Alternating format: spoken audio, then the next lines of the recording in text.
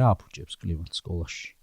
და მოდი დავუკავშიროთ თქვენს კვლევებსაც. კი ბატონო, კლიმატს სკოლაში ბევრი რამ აფუჭებს სამწუხაროდ, მაგრამ ერთ-ერთი, რა თქმა უნდა, ეს არის გარემო, სადაც მოსწავლე არ გრძნობს თავს უსაფრთხოდ.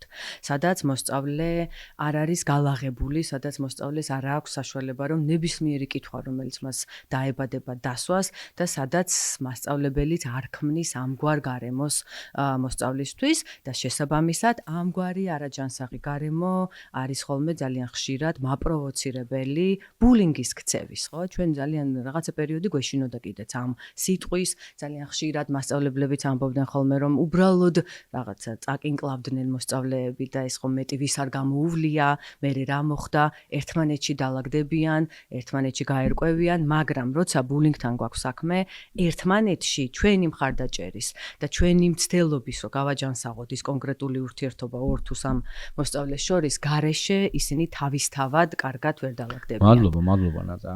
კი, ახსენდება უამრავი შემთხვევა.